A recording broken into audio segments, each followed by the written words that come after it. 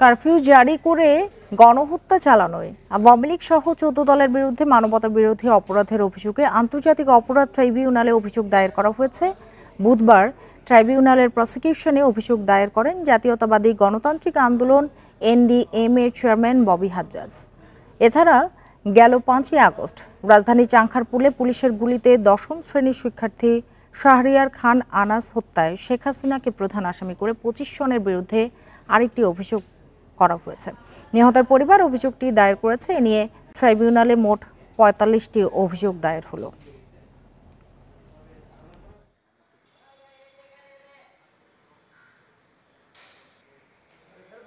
তো জুলাই আগস্টের যে ম্যাসাকার হয়েছে, যে অপরাধগুলো সংঘটিত হয়েছে, যে মানবতা বিরোধী অপরাধ সংঘটিত হয়েছে, সেগুলোর তথ্য প্রমাণ সংগ্রহ, অভিযুক্ত পরিবারদের কাছ থেকে অভিযোগ গ্রহণ বা তথ্য প্রমাণ গ্রহণের কাজটি পূর্ণ শক্তিতে আমরা করে যাচ্ছি।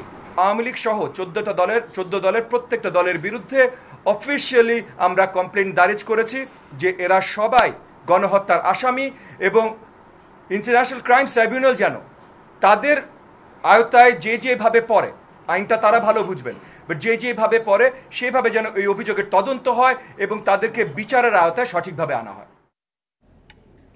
আরও জানাতে আন্তর্জাতিক অপরাধ ট্রাইব্যুনাল থেকে যোগ দিয়েছেন সহকর্মী জাহিদুল বাশার। জাহিদুল বাশার, কারফিউ জারি করে গণহত্যা চালানোয় আওয়ামী লীগ সহ ১৪ দলের বিরুদ্ধে মানবতা বিরোধী অপরাধের অভিযোগে আসলে অভিযোগ দায়ের করা হয়েছে। তো সেটা আসলে কি প্রক্রিয়া হবে? সেটা কি দল হিসেবে বিচার যদি হয় সেক্ষেত্রে দল হিসেবে হবে নাকি দলের নেতাদের বিরুদ্ধে বিচার হবে?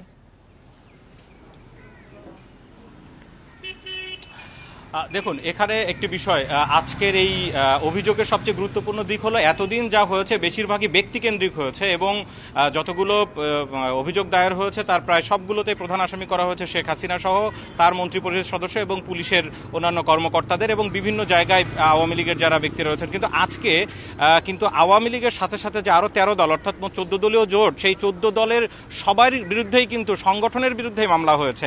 এতদিন শুধু আওয়ামী লীগ এবং আওয়ামী লীগের অঙ্গ সংগঠনের বিচার চাওয়া হয়েছিল, কিন্তু আজকে তার সাথে জাসদ, বাসদ, এই যে গণতান্ত্রিক দল, বিভিন্ন তরিকত ফেডারেশন সহ যারা রয়েছে এই সবগুলো দলের নাম উল্লেখ করে কিন্তু মামলা করা হয়েছে। আপনার প্রশ্ন, অভিযোগ দায়ের করা হয়েছে। আপনার প্রশ্ন ছিল যে এখানে কাদের বিচার হবে। দেখুন, দল হিসেবে যখন বিচার হবে তখন এর দায়ভার যারা প্রধান রয়েছেন, দলের সাথে কার্যকরী সদস্য যারা রয়েছেন তাদের নামও এখানে আসবে। এই কথাটি কিন্তু অভিযোগকারী এনডিএম এর চেয়ারম্যান ববি হাজ্জাজ তিনি আজকে যখন ব্রিফিং করেছেন তিনি তাই বলেছেন যে সবগুলো আসবে।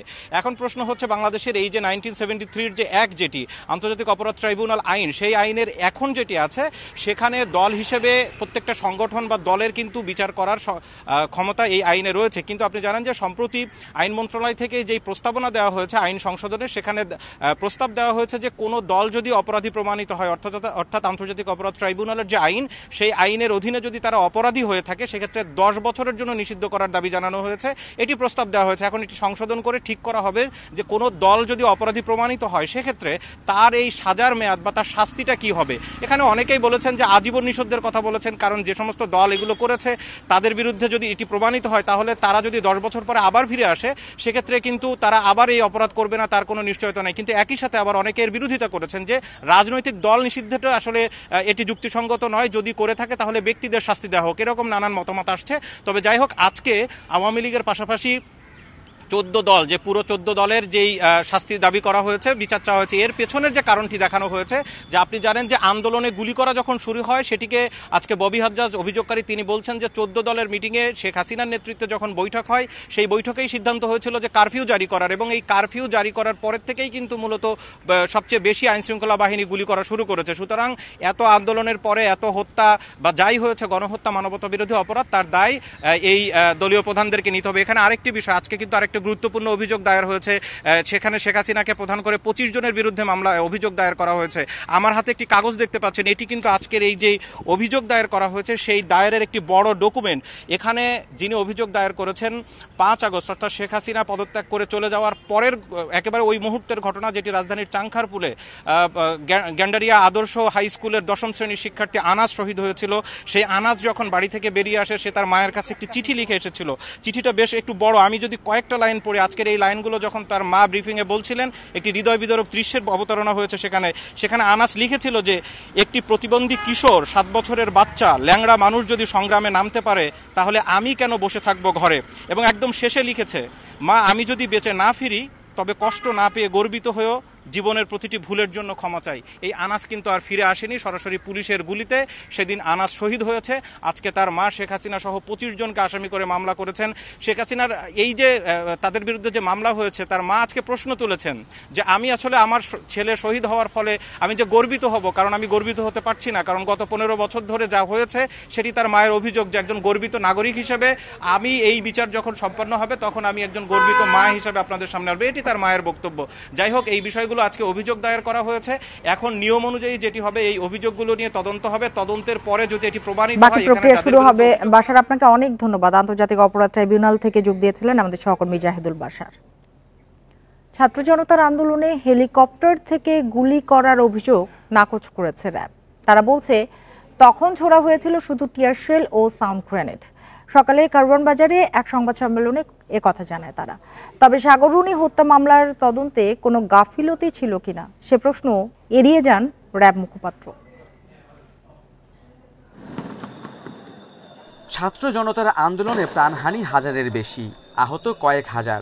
সেই হামলা সংঘাতে জড়িতদের ভিডিও ফুটেজ দেখে আটক করছে র্যাব। আরও 30 থেকে 40 জনকে ধরার চেষ্টা চলছে। শনাক্ত করা হচ্ছে হেলমেট পরে হামলায় অংশ নেয়াদেরও। তবে পরিস্থিতি নিয়ন্ত্রণে তখন হেলিকপ্টার থেকে র্যাব গুলি করেছে কিনা এ প্রশ্নে তারা বলছে গুলি নয়, ছোড়া হয়েছিল টিয়ার শেল ও সাউন্ড গ্রেনেড। আমাদের যে সকল অস্ত্র ইন আউট রেজিস্টার আছে, তারপর যেগুলো রেজিস্টারগুলি আছে সেগুলো বিশ্লেষণ করা হয়েছে। তার মাধ্যমে আমরা কিন্তু রিপোর্ট দিয়েছি এবং সেখানে আমরা বলেছি হ্যাঁ আমরা হেলিকপ্টার থেকে শুধুমাত্র টিয়ার শেল এবং সাউন্ড গ্রেনেড নিক্ষেপ করেছি। এবং এই বিষয়টিকে পর্যালোচনা করার জন্য আমাদের র্যাব হেডকোয়ার্টার থেকেও বিভিন্ন ধরনের কার্যক্রম গ্রহণ করা হয়েছে। সাগররুনি হত্যা মামলার তদন্তে টাস্কফোর্স গঠন করা নিয়ে সর্বাত্মক সহায়তার কথাও বলছে র্যাব। তবে ব্যর্থতার দায় নিতে নারাজ তারা। যে এখানে আরও এক্সপার্ট দরকার, বিভিন্নভাবে যারা এই সকল কাজে পারদর্শী তাদেরকে এখানে অন্তর্ভুক্ত করে আরও একটি বড় আকারের তদন্ত টিম গঠন করার জন্য স্বরাষ্ট্র মন্ত্রণালয়কে বলা হয়েছে এবং তারা এই বিষয়ে কাজ করবে। কাজ করে একটা নির্দিষ্ট সময় 6 মাসের একটি সময় দেওয়া হয়েছে, যেটি এপ্রিল মাসে তাদেরকে জমা দেওয়ার জন্য বলা হয়েছে। এবং সেই বিষয়ে যদি র্যাবেরও কোনো সহায়তা লাগে আমরা প্রস্তুত আছি, আমরাও সেখানে সহায়তা করব। এছাড়া দুর্গাপূজায় অপ্রীতিকর পরিস্থিতি এড়াতেও প্রয়োজনীয় ব্যবস্থা নিচ্ছে র্যাব। আর বিসর্জনের দিন থাকছে জোর নিরাপত্তা। আমরা সর্বদা প্রস্তুত আছি। Khaled Raihan, independent news, Dhaka. পল্টন থানার বিস্ফোরক মামলায় বিএনপি মহাসচিব মির্জা ফখরুল ইসলাম আলমগীর, রুহুল কবির রিজভী সহ 8 নেতাকর্মীকে খালাস দিয়েছে আদালত। সকালে ঢাকার সিএমএম আদালত এ আদেশ দেন।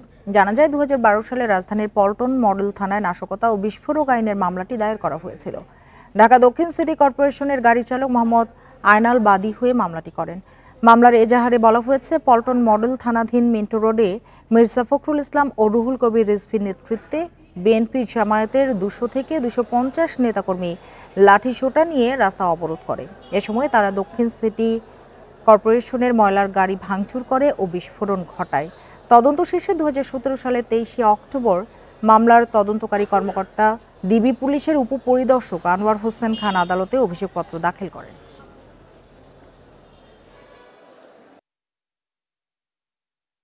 বিজ্ঞ আদালত সবকিছু দেখে সন্তুষ্ট হয়ে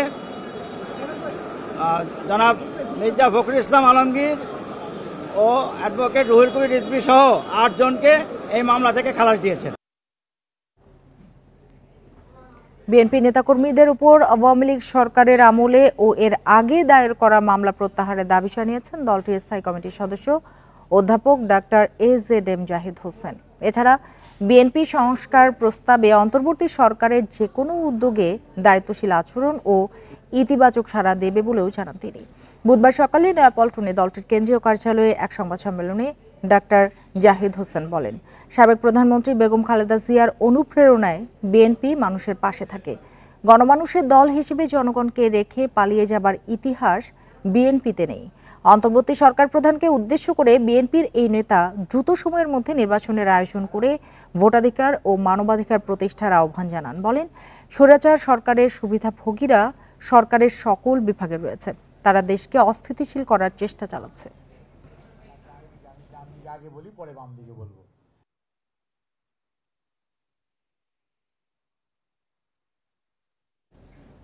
দোহার ও নবাবগঞ্জ থানার দুটি বিস্ফোরক মামলায় সাবেক প্রধানমন্ত্রীর উপদেষ্টা সালমান এফ রহমানের মোট 7 দিনের রিমান্ড মঞ্জুর করেছে আদালত। সকালে সালমান এফ রহমানকে ঢাকার চিফ জুডিশিয়াল ম্যাজিস্ট্রেটের আদালতে নেওয়া হলে পুলিশের আবেদনের প্রেক্ষিতে এ আদেশ দেন আদালত। এর মধ্যে দোহার থানার মামলায় 3 এবং নবাবগঞ্জ থানার মামলায় 4 দিনের রিমান্ড মঞ্জুর করা হয়। গত 24শে সেপ্টেম্বর বৈষম্য বিরোধী ছাত্র জনতার আন্দোলন চলাকালে রাজধানীতে আলাদা দুটি হত্যা মামলায় সালমান এফ রহমানকে গ্রেপ্তার দেখানো হয় এবং তার প্রত্যক্ষ সহযোগিতা এবং অর্থে এই ধরনের আন্দোলনের বিরুদ্ধে যে ঘটনাগুলো ঘটেছে, গুলিবিদ্ধ বিষয়টা আসছে আদালতের সামনে। সেই জন্য আদালত তাদের বিরুদ্ধে দোহার থানার মামলায় তার বিরুদ্ধে 3 দিন রিমান্ড মঞ্জুর করেন এবং নবাবগঞ্জ থানায় তার বিরুদ্ধে 4 দিনের রিমান্ড মঞ্জুর করেন। নিয়মিত ওষুধ সেবন করছেন, তারপরেও তাকে হয়রানি করার জন্য এইভাবে রিমান্ড প্রদান করা হচ্ছে। এর একটাই কারণ যে উনি ওই এলাকার সাবেক সংসদ সদস্য ছিলেন, সামাজিকভাবে ওখানে এলাকায় হেয় প্রতিপন্ন করার জন্য এই রিমান্ড মঞ্জুর করা হয়েছে বলে আমরা মনে করি। এটা আমরা আদালতকে বলেছি, এটা আমার বক্তব্য। সপ্তাহের চতুর্থ কার্যদিবসে ব্যাপক দরপতন ঢাকার শেয়ার বাজারে। দুপুর 2টার পর প্রধান সূচক ডিএসই এক্স কমেছে 136 পয়েন্টের বেশি। এ সময় 341টি প্রতিষ্ঠানের শেয়ারে দরপতন হয়েছে। বুধবার লেনদেনের শুরু থেকেই নিম্নমুখী অবস্থানে ডিএসই এক্স সূচক। এছাড়া কমেছে সরিয়া ও ডিএস 30ও। সূচকের পাশাপাশি কমেছে লেনদেনের পরিমাণও। লেনদেন হয়েছে মোট 415 কোটি 76 লাখ টাকার শেয়ার ও ইউনিট। লেনদেন হওয়া কোম্পানিগুলোর মধ্যে দাম বেড়েছে 28টির, কমেছে 341টির এবং অপরিবর্তিত রয়েছে 29টির কোম্পানির শেয়ার দর। অন্যদিকে চট্টগ্রাম স্টক এক্সচেঞ্জের সার্বিক সূচক কমেছে 299 পয়েন্ট।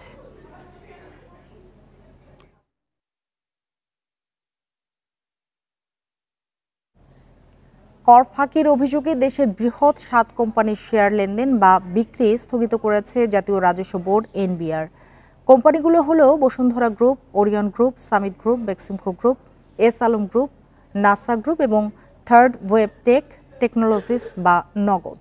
গত 29শে সেপ্টেম্বর এনবিআর এর সেন্ট্রাল ইন্টেলিজেন্স বিভাগের এক চিঠি দেয় জয়েন্ট স্টক কোম্পানিকে। ওই চিঠিতে বলা হয়েছে আয়কর আইনে 223 ধারা অনুযায়ী 7 কোম্পানির শেয়ার ক্রয়, বিক্রয় এবং দান করা যাবে না। আয়কর আইন 2023 অনুযায়ী কর ফাঁকি রোধে এসব কোম্পানির অন্তর্বর্তীকালীন অবরুদ্ধ বারক্রোক করতে প্রয়োজনীয় পদক্ষেপ নেবে এনবিআর। তদন্ত অনুযায়ী এসব কোম্পানির বিরুদ্ধে কর ফাঁকির অভিযোগ সহ আর্থিক অনিয়মের বিষয়ে গুরুতর অভিযোগ রয়েছে।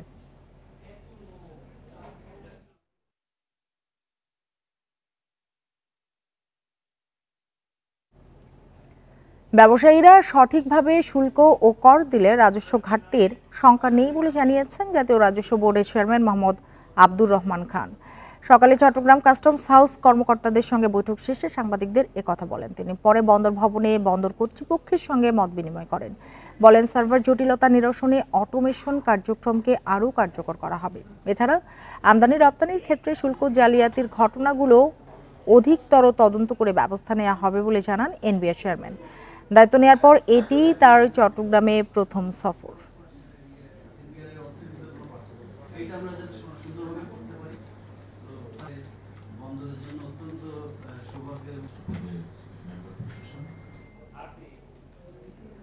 বান্ন ঘন্টা পর প্রশাসনের আশ্বাসে বিক্ষোভ তুলে নিয়েছে শ্রমিকরা। এর আগে সোমবার সকাল থেকে বকেয়া পাওনার দাবিতে বার্স গ্রুপের শ্রমিকরা নবীনগর চন্দ্রা মহাসড়ক অবরোধ করে বিক্ষোভ করে।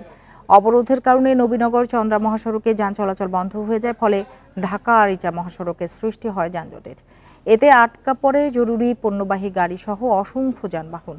নিরাপত্তার স্বার্থে শিল্পাঞ্চল আশুলিয়ায় অন্তত 10টি কারখানায় উৎপাদন বন্ধ রয়েছে।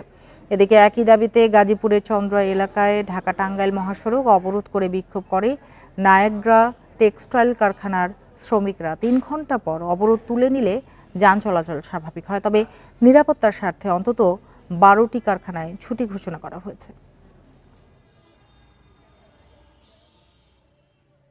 আমাদেরকে একটা আশ্বাস দিছে, মালিক গ্রেপ্তার করছে, আপনাদের পাওনার বিষয়ে যা যা করা দরকার, শ্রমিকদের জন্য যা যা করা দরকার আমরা করব। সেনাবাহিনী যে আশ্বাসটা দিছে, আমরা এখন যদি আমরা আমাদের পাওনা দাওনাটা পাই তাইলে আমরা খুশি।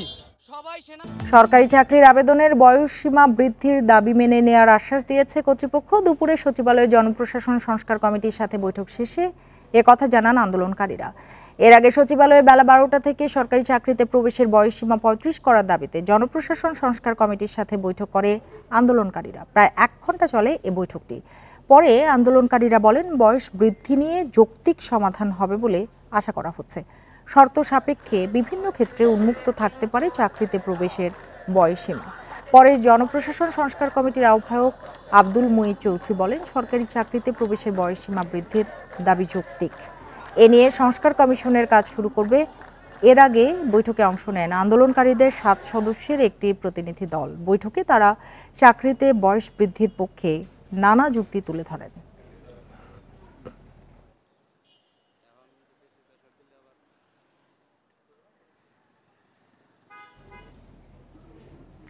খাগড়াছড়িতে গণপিটুনিতে শিক্ষকের মৃত্যু ও সংঘর্ষের ঘটনায় তদন্ত কমিটি গঠন করা হয়েছে। অতিরিক্ত জেলা ম্যাজিস্ট্রেটকে প্রধান করে 4 সদস্যের এই কমিটির কথা জানিয়েছেন জেলা প্রশাসন মোহাম্মদ শহীদুজ্জামান। সকালে খাগড়াছড়ি বাজার ও বিভিন্ন এলাকা পরিদর্শন করেন প্রশাসনের কর্মকর্তারা।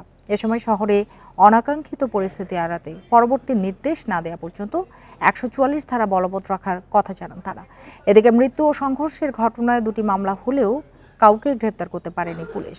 এর আগে মঙ্গলবার খাগড়াছড়ি টেকনিক্যাল স্কুল অ্যান্ড কলেজের এক ছাত্রীকে ধর্ষণের অভিযোগ তুলে শিক্ষক সোহেল রানাকে পিটিয়ে হত্যা করে পাহাড়ি শিক্ষার্থী ও বহিরাগতরা। এ ঘটনায় পুরো শহরে বিক্ষোভ ও সংঘর্ষ ছড়িয়ে পড়ে। ভাঙচুর করা হয় বেশ কিছু যানবাহন, ঘটে অগ্নিসংযোগের ঘটনাও। আমাদের যে নিয়মিত ডিপ্লয়মেন্ট থাকে পুলিশ সদস্য এর বাইরে আমরা অতিরিক্ত কালকে রাত থেকে অতিরিক্ত আমাদের ফোর্স অফিসার মোতায়েন আছে। পরিস্থিতি উন্নতির দিকে ক্ষয়ক্ষতি হচ্ছে সেটা নিরূপণ করার জন্য আমাদের এখানে যে ইউনো আছে বা পৌরসভার প্রশাসকের তাদেরকে বলা হয়েছে। আর পুরো বিষয়টা তদন্ত করার একটা কমিটি গঠন করা হয়েছে। সক্রিয় মৌসুমী বায়ুর প্রভাবে আজ সারা দেশে মাঝারি থেকে ভারী বৃষ্টি হতে পারে। একই সাথে আজ 8 জেলার উপর দিয়ে ঘন্টায় 60 কিলোমিটার বেগে ঝোড়ো হাওয়া সহ বজ্র বৃষ্টির পূর্বাভাস জানিয়েছে আবহাওয়া অফিস। আবহাওয়া অফিস জানায়, ঢাকা, খুলনা, বরিশাল, চট্টগ্রাম ও সিলেট বিভাগের অধিকাংশ স্থানে এবং রংপুর, রাজশাহী ও ময়মনসিংহ বিভাগের অনেক জায়গায় হালকা থেকে মাঝারি বৃষ্টি এবং চলমান চট্টগ্রাম, বরিশাল ও সিলেট বিভাগের কোথাও কোথাও ভারী থেকে অতি ভারী বর্ষণ হতে পারে। আগামী 72 ঘন্টায় এ বৃষ্টিপাতের প্রবণতা অব্যাহত থাকতে পারে। এদিকে দেশের অভ্যন্তরীণ নদীবন্দর সমূহের জন্য দেয়া সতর্ক বার্তায় বলা হয়েছে, যশোর, খুলনা, বরিশাল, পটুয়াখালী, নোয়াখালী, কুমিল্লা, চট্টগ্রাম ও কক্সবাজার অঞ্চলে দক্ষিণ পশ্চিম দিক থেকে ঘন্টায় 60 কিলোমিটার বেগে ঝোড়ো হাওয়া সহ বজ্র বৃষ্টি হতে পারে। এসব এলাকার নদীবন্দর সমূহকে 1 নম্বর সতর্ক সংকেত দেখাতে বলা হয়েছে।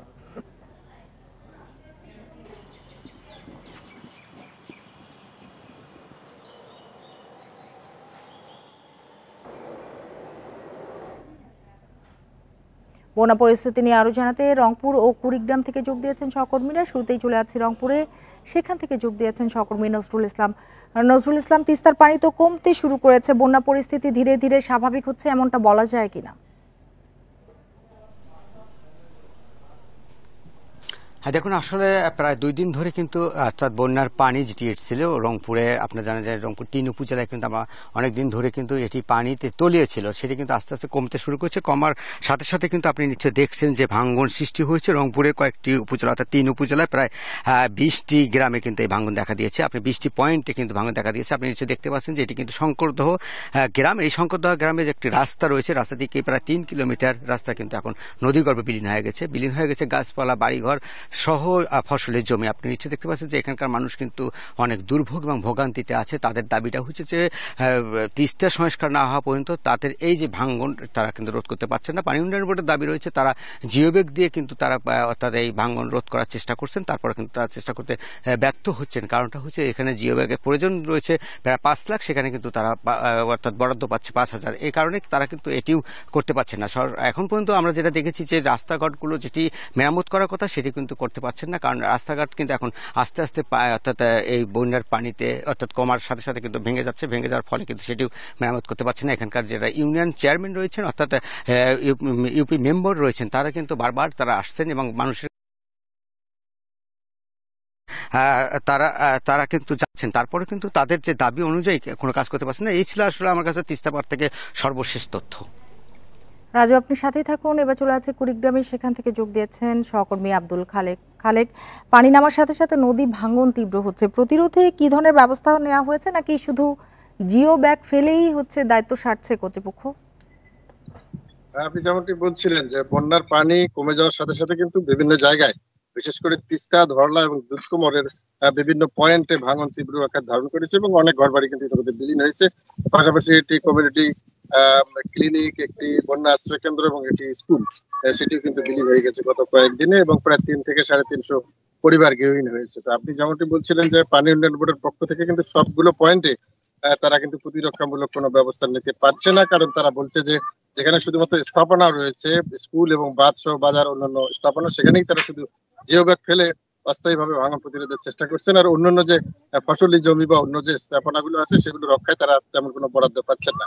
পাশাপাশি আপনাকে একটি বিষয় জানিয়ে রাখি যে পানি কমলেও অনেক নিচু এলাকায় কিন্তু এখনো পানি জমে আছে এবং অনেক ফসলের ক্ষেত কিন্তু এখনো তলিয়ে আছে। উত্তরের বন্যা পরিস্থিতি নিয়ে কথা হচ্ছিল সহকর্মীদের সাথে।